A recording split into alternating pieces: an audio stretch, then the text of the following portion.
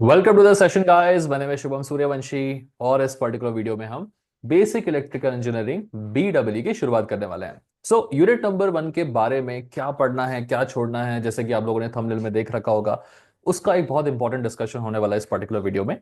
Obviously इस particular video से syllabus start नहीं होने वाला है, बिकॉज सबसे पहले तो ये जान लो ना कि पढ़ना क्या क्या है। और उसमें से कुछ टफ चीजें ऐसी हैं जिनको लेके हो सकता है आप बहुत ज्यादा टाइम इन्वेस्ट कर रहे होंगे उन टफ चीजों को पढ़ने के लिए, बट क्या पता बिना उन चीजों को पढ़े भी काम हो सकता है या नहीं। करेक्ट।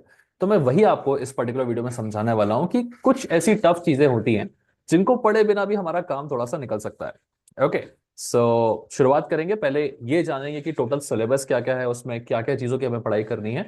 दूसरा, हम ये जानेंगे कि कौन सी ऐसी चीज है जो टफ पड़ती है लोगों को और डर लगता है उसको करने से, एंड उसको अगर हम छोड़ दे तो भी हमारा कुछ बिगड़ेगा नहीं या कुछ लॉस नहीं होगा। ठीक है। ओवरऑल अगर आप में से किसी ने बुक्स वगैरह खरीदी है तो आपको पता होगा कि ये वाला यूनिट दो अलग सेक्शंस में डिवाइडेड है। पहला वाला सेक्शन है जिसका नाम है एलिमेंट्री कॉन्सेप्ट्स, और दूसरा वाला सेक्शन है जिसका नाम है डीसी सर्किट्स। ओके।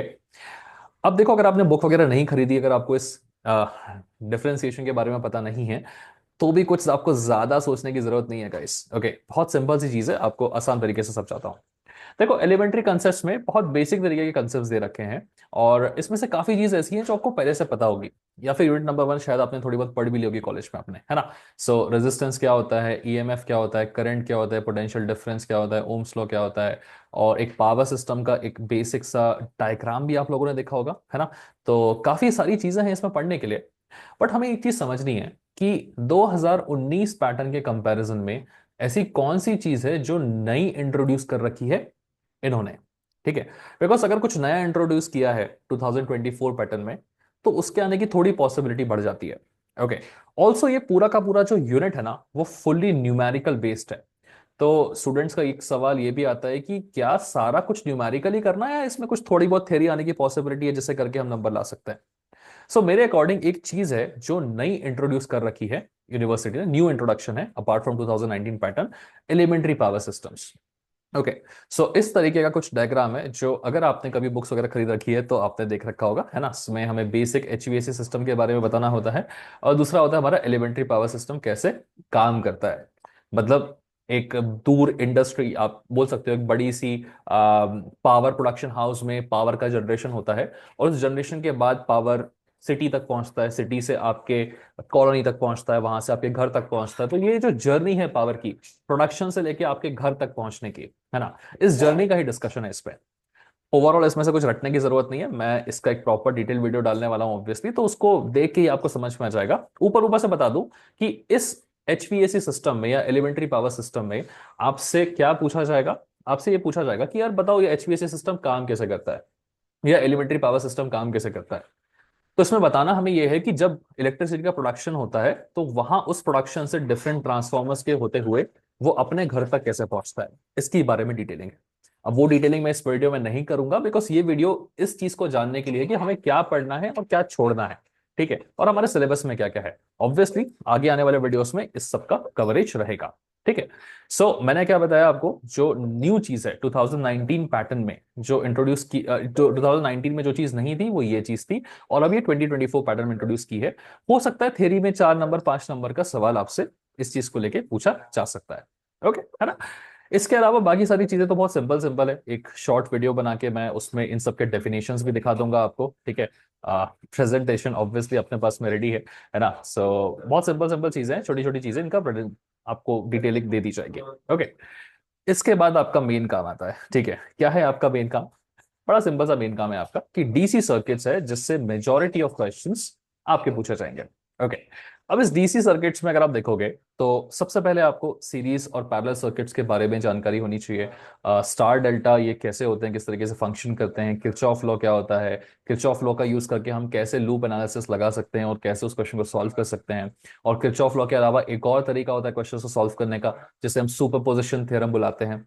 तो इन सब का यूज करके आपको बेसिकली एग्जाम में न्यूमेरिकल्स आ सकते हैं, that is for sure. Okay.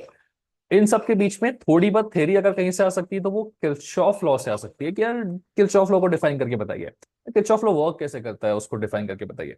इसके बारे में भी थोड़ा बहुत आपको थ्योरी लिखने को आ सकता है। तो ओवरऑल इस पर्टिकुलर यूनिट में दो ही थ्योरी है आपके पास में, एक एलिमेंट्री पावर सिस्टम्स को एक्सप्लेन करना कि भैया बिजली जब बन जाती है तो वहां से घर तक कैसे पहुंचती है, और दूसरा किरचॉफ लॉ को डिफाइन करने को लेके आपको थोड़ा बहुत थ्योरी आ सकता है। इसके अलावा बाकी सारी चीजें जो हैं वो न्यूमेरिकल बेस्ड है। ओके, इन सब के अलावा क्या हमारे पास में कोई हैवी सा डेरिवेशन है इस पर्टिकुलर यूनिट में? तो हाँ जी है, बिल्कुल है, एक बहुत इंपॉर्टेंट डेरिवेशन है यहां पर हमारे पास इस यूनिट में, और वो डेरिवेशन आपका स्टार डेल्टा को लेकर है। ठीक है, कि स्टार अगर आपके सामने गिवन है तो उसको डेल्टा में कैसे कन्वर्ट करेंगे उसका डेरिवेशन होता है, या फिर डेल्टा आपके सामने गिवन है तो उसको स्टार में कैसे कन्वर्ट करेंगे उसका डेरिवेशन होता है। ठीक है, जिनको डेल्टा या स्टार नहीं पता होगा, कभी देखा नहीं होगा इनकेस, तो मैं तुम्हें दिखा देता हूं कि जो तुम्हारा स्टार कनेक्शन होता है वो कुछ इस तरीके से दिखता है और डेल्टा कनेक्शन कुछ इस तरीके से दिखता है। अभी लोड मत लो, ठीक है ना, ये सब ऊपर ऊपर से बस हम जानने की कोशिश कर रहे हैं। तो सबसे टफ डेरिवेशन जो इस पर्टिकुलर यूनिट में है ना वो यही वाला है कि यार स्टार का डेल्टा कन्वर्जन या डेल्टा का स्टार कन्वर्जन। और तुम्हें मैं बता दूं कि तुम्हें इस पर्टिकुलर डेरिवेशन को करने की बिल्कुल भी जरूरत नहीं है, छोड़ दो, बिल्कुल बिल्कुल छोड़ दो इस पर्टिकुलर डेरिवेशन को। रीजन बताता हूं, मैक्सिमम स्टूडेंट्स जो मैंने 2019 पैटर्न में भी देखे थे, वो जब इस डेरिवेशन को करके जा रहे हैं, पहले तो इस डेरिवेशन को लोग समझते नहीं है, उसको रटने की कोशिश करते हैं। और रट के जाने से क्या होता है ना, कहीं पर भी R1 R2 लिखने की जगह गलती से R1 R3 लिख दिया या R2 R1 लिख दिया, तो ये डेरिवेशन पूरा का पूरा बिगड़ जाता है। काफी लंबा सा डेरिवेशन होता है ये। ठीक है, दोनों ही स्टार टू डेल्टा का कन्वर्जन हो या फिर डेल्टा टू स्टार का कन्वर्जन हो, अपने आप में ये डेरिवेशन थोड़ा सा डिफिकल्ट होता है गाइस। इसीलिए इसको करके अगर आप चले भी गए और एग्जाम में आप जब इस डेरिवेशन को लिख रहे हैं वहां पे गलती से भी एक जगह पे भी R1 R2 की जगह पे आपने R1 R3 लिख दिया या थोड़ी सी भी गलती कर दी, तो there is no turning back. आपको एंड में जाके पता चलेगा कि यार आपका रिजल्ट नहीं आ रहा है, आपका डेरिवेशन खराब हो चुका है, आपका टाइम वेस्ट हो चुका है। तो इसके चक्कर में नहीं पड़ना। इसके अलावा बाकी सारी चीज कर डालो। ठीक है, अगर आपको यूनिट से पूरे पूरे 14 मार्क्स लेने हैं तो आप इसके अलावा बाकी सारी चीजें कर सकते हैं। तो बाकी बचता क्या है? बाकी यार सिर्फ छोटी छोटी चीजें बचती हैं। एक एलिमेंट्री पावर सिस्टम्स की थ्योरी बचती है, जो मुझे लगता है यूनिवर्सिटी पूछ सकती है। अब 2024 पैटर्न में इंट्रोड्यूस किया तो किसी रीजन से इंट्रोड्यूस किया होगा, सो पॉसिबिलिटी आने की। दूसरा, आपसे सीरीज और पैरेलल सर्किट्स को लेके न्यूमेरिकल आ सकता है।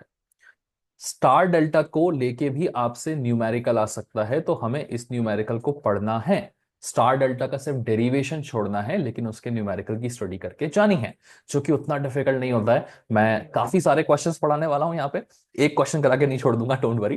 तो क्वेश्चंस थोड़े और कराए जाएंगे इसके, ताकि आपकी प्रैक्टिस हो जाए। किरचॉफ लॉ को लेके भी न्यूमेरिकल आ सकता है, जिसमें लूप एनालिसिस करके आपको दिखाना पड़ता है ये दो कोई अलग चीजें नहीं है, एक ही उसमें आ जाता है। सुपर पोजिशन को लेके भी आपका न्यूमेरिकल आ सकता है ना। सो आप इनके न्यूमेरिकल सारे करके चले जाइए, यहां से थ्योरी कर लीजिए। इनकी बेसिक डेफिनेशंस तो आपको पहले से पता होगी, नहीं होगी तो मैं जब एक वीडियो में बताऊंगा तो वहां से देख लीजिएगा और आपका काम हो जाएगा पूरा पूरा खत्म। ओके, सो आई होप आपको यूनिट नंबर 1 की चीजें समझ में आ चुकी होंगी, है ना। अब एक बहुत इंपॉर्टेंट बात कि जब आप पढ़ने जाएंगे तो किस तरीके से प्रोसीड करना है आपको, ठीक है।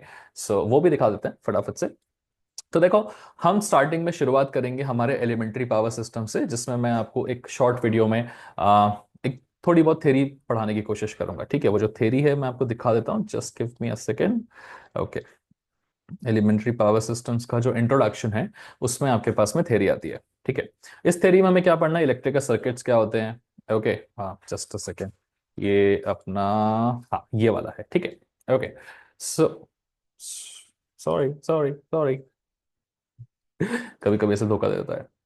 ओके, सो जो एलिमेंट्री पावर सिस्टम्स है उसमें इलेक्ट्रिकल सर्किट्स के बारे में थोड़ा पढ़ना है। करंट क्या होता है, उसकी डेफिनेशन क्या होती है, ईएमएफ क्या होता है, उसकी डेफिनेशन क्या होती है, रेजिस्टेंस क्या होता है, उसकी डेफिनेशन क्या होती है। अच्छा, ये सारी चीजें कहाँ मिलेंगी, तो इस पूरे का मैंने पीडीएफ बना के अपने एप्लीकेशन पे अपलोड कर दिया है, और आप डिस्क्रिप्शन में से लिंक उठा सकते हैं, उस लिंक में क्लिक करो, मेरा एप्लीकेशन डाउनलोड करो। ये सारी पीडीएफ जो आप देख रहे हैं वहां पे फ्री ऑफ कॉस्ट अवेलेबल है, वहां से उठा सकते हैं आप। ठीक है, also just for the information, अगर कुछ इश्यू आता है तो यहाँ पर फोन नंबर भी मैं अपना दे रहा हूँ, 6263593362। तो कुछ लगे तो इस पे व्हाट्सअप कर देना, आपकी हेल्प हो जाएगी। ओके, है ना। चलो आगे बढ़ते हैं, तो क्या क्या देखना है, क्या क्या देखना है। पहले एलिमेंट्री पावर सिस्टम्स को लेके आपको ये सारी चीजें पढ़नी है, और एलिमेंट्री पावर सिस्टम्स में भी उसने एक न्यूमेरिकल दे रखा है। सो देर इज अ चांस कि वहां से भी एक न्यूमेरिकल आ सकता है, और वो न्यूमेरिकल कौन सा वाला है आपका, वो रेजिस्टिविटी और रेजिस्टेंस को लेकर है वो न्यूमेरिकल। ओके, तो बहुत सिंपल सा न्यूमेरिकल होता है, अगर आ गया तो समझो किस्मत है तुम्हारी, बहुत अच्छी चल रही है, ठीक है। क्योंकि इसमें एक ही फॉर्मूला होता है गाइस, क्या होता है फॉर्मूला आपका? फॉर्मूला होता है आपका रो वाला। So resistance R is equal to rho L upon A, ठीक है। सो इसी फॉर्मूला के बेसिस पे आपको एक न्यूमेरिकल आ सकता है इनकेस आया तो। और इस न्यूमेरिकल में आपको डेफिनेटली रेजिस्टेंस निकालना पड़ता है, रेजिस्टिविटी की वैल्यू गिवन होती है, लेंथ भी गिवन होती है, एरिया भी गिवन होता है, सिर्फ वैल्यूज पुट करके रेजिस्टेंस निकालना पड़ता है। अब यूनिवर्सिटी थोड़े मजे लेने के लिए कभी कभी इसमें थोड़े चेंजेस भी करती है, ठीक है। तो क्या चेंजेस कर सकती है वो सारे वेराइटीज मैंने कवर कर रखे हैं। ये न्यूमेरिकल्स आपको कम से कम 6 से 7 क्वेश्चंस में प्रैक्टिस करवाने वाला हूं। और यूनिवर्सिटी ने पहले भी इसके न्यूमेरिकल्स पूछे हैं और कुछ आड़े टेढ़े भी पूछे हैं। जैसे ये न्यूमेरिकल यूनिवर्सिटी ने एग्जाम में पूछा था, थोड़ा सा टेढ़ा है, देखो क्या लिखा है इसमें। A piece of silver wire has a resistance of 3 ohms. What will be the resistance of a manganese wire of 1/3 the diameter that of silver? The resistivity of the manganese is 30 times that of silver. This is not a normal question, guys. Normal question क्या होता है? Normal question जो first वाला question है ये होता है, ठीक है। अभी इस क्वेश्चन में क्या, देखो बड़ा सिंपल सा सवाल है। The resistivity of copper is 2 ohms. तो उसने रेजिस्टिविटी की वैल्यू दे दी, कितनी है? 2 ohms के बराबर। Find the resistance of the copper wire, मुझे रेजिस्टेंस की वैल्यू निकालनी है, ठीक है। Having the diameter of 4 meters, so diameter मुझे अगर पता है कि 4 मीटर्स है, तो यहां से रेडियस निकल जाएगी कितनी? 2 मीटर्स है। और एरिया निकल जाएगा, एरिया क्या होता है? Pi R square, so pi into 2 का होल स्क्वायर। तो मुझे रेजिस्टिविटी मिल गई, मुझे एरिया मिल गया, और मुझे लेंथ पता है, लेंथ कितनी है? 10 meters, so length is equal to 10 meters. तो अगर रेजिस्टेंस निकालना है तो आप बोलोगे यार रेजिस्टेंस इज इक्वल टू तो simply rho L upon A होता है ना। तो रेजिस्टिविटी की वैल्यू पुट कर दोगे आप, ठीक है। 2 ओम मीटर है ऑब्वियसली, सॉरी मैं लिखना भूल गया था, ये गलती मत करिएगा। सो रेजिस्टिविटी की वैल्यू पुट करो, लेंथ की वैल्यू पुट करो, एरिया की वैल्यू पुट करो, आंसर निकाल लो, काम खत्म। बट ये न्यूमेरिकल तो इतना सिंपल सा न्यूमेरिकल है, तो ये यूनिवर्सिटी ने पूछा भी नहीं। यूनिवर्सिटी ने 6 नंबर का एक पहले न्यूमेरिकल पूछा था इन पर्टिकुलर टॉपिक से, और वो थोड़ा सा टेढ़ा सा था। अब इस टेढ़े वाले न्यूमेरिकल को कैसे करना, ऑब्वियसली आगे वाले वीडियोस में मैं समझाता चलूंगा। तो हाँ, इसकी भी थोड़ी बहुत पॉसिबिलिटी है आने की, उतना टेढ़ा नहीं है बट ठीक है, कर सकते हो। इन सब के बाद हम डायरेक्टली मूव कर सकते हैं हमारे डीसी सर्किट्स पे। ओके, जो डीसी सर्किट्स है उसमें मैंने बहुत सारे क्वेश्चंस करा रखे हैं सीरीज और पैरेलल रेजिस्टेंस के। सीरीज और पैरेलल रेजिस्टेंस को लेके आने की बहुत सारी पॉसिबिलिटी, इसमें इक्विवेलेंट रेजिस्टेंस पूछता है आपसे। तो इस तरीके का आपको फिगर दे देगा और बोलेगा बताओ ए और बी, पॉइंट ए और पॉइंट बी के बीच में नेट रेजिस्टेंस कितना होगा। आई होप आप लोगों ने शुरुआत में थोड़ी बहुत पढ़ाई की होगी कॉलेज में, इनकेस की है तो आपको पता होगा ये पैरेलल होते हैं, पैरेलल का रिजल्टेंट निकालो, फिर सीरीज बनाओ, फिर पैरेलल बनाओ, फिर सीरीज बनाओ, फिर पैरेलल बनाओ, सॉल्व करो। काफी सारे क्वेश्चंस मैंने प्रैक्टिस करा रखे हैं बैक टू बैक, आप देख सकते हैं ये सारे क्वेश्चंस के सॉल्यूशंस बना के मैंने अगेन पीडीएफ में बना के डाल दिए हैं। और वो पीडीएफ कहाँ मिलेगी आपको? डिस्क्रिप्शन में जाइए, मेरे एप्लीकेशन का लिंक क्लिक करिए, वहां पे सारे पीडीएफ के सॉल्यूशंस अवेलेबल है। ऑब्वियसली सब कुछ 100% फ्री नहीं रहेगा, बट काफी कुछ फ्री ऑफ कॉस्ट अवेलेबल है, जितना फ्री है वहां से उठा सकते हो, ठीक है। और पेड वाला भी कुछ ज्यादा एक्सपेंसिव है नहीं, मेरे कोर्स का प्राइस सिर्फ 600 रुपीज है, ठीक है। और अभी कुछ 100% रिफंड वाला ऑफर भी चल रहा है, तो इन केस आप कोर्स परचेस करा आपने, आपने पढ़ाई की, आप एग्जाम में फेल हो गए, तो आप रिफंड क्लेम कर सकते हैं, ओके है ना। सो वो रिफंड आपको ट्रांसफर कर दिया जाएगा। हाँ, ये ऑफर कब तक वैलिड रहेगा मैं उसकी गारंटी नहीं ले सकता, तो एटलीस्ट जाके चेकआउट करो, अभी ऑफर होगा तो मिल जाएगा तुमको, ठीक है ना। चलो, सो इस टाइप से। अच्छा, सबसे इंपॉर्टेंट बात, अगर तुम इस बहकावे में बैठे हो कि यार एक क्वेश्चन तुमने पढ़ लिया और तुम चले गए एग्जाम में, तो यार एक क्वेश्चन पढ़ के एग्जाम में तुम जाओगे तो तुमसे न्यूमेरिकल्स नहीं बनने वाले हैं, प्रैक्टिस करनी पड़ेगी, सिंपल बात है। तो मैं लग रहा है कि एक दिन में क्लियर हो जाएगा, तो एक दिन में क्लियर नहीं होने वाला बीडब्ल्यू, तो जितना जल्दी हो सके पढ़ाई शुरू कर दो। जैसे मैंने बताया डीसी सर्किट्स में सीरीज और पैरेलल रेजिस्टेंस को लेकर न्यूमेरिकल्स है तुम्हारे पास में। उसी डीसी सर्किट्स में कुछ इस टाइप के फिगर्स भी देखे होंगे, अगर इनकेस बुक खरीदी है तो देखे होंगे, नहीं खरीदे तो दिखा दूं, तुम्हारी बुक्स में ये सारे टाइप के न्यूमेरिकल्स हैं, ठीक है। ये तो बड़ा फेमस सा न्यूमेरिकल है, ये तो देखा ही होगा। ये भी बड़ा फेमस सा न्यूमेरिकल है, कुछ नोट्स वगैरह कहीं इधर उधर से परचेस किए होंगे तो ये सब देखा होगा तुमने। ये सारे क्वेश्चंस इंपॉर्टेंट है, इनमें से कोई भी क्वेश्चन आ सकता है, क्योंकि ये सारे प्रीवियस ईयर के क्वेश्चन है यूनिवर्सिटी के, ठीक है। तो इन वाले क्वेश्चंस में से एक आधा क्वेश्चन करके बच्चे चले जाते हैं, और फिर ये वाला क्वेश्चन दिखता है और उनको लगता है अब तो क्या ही होगा।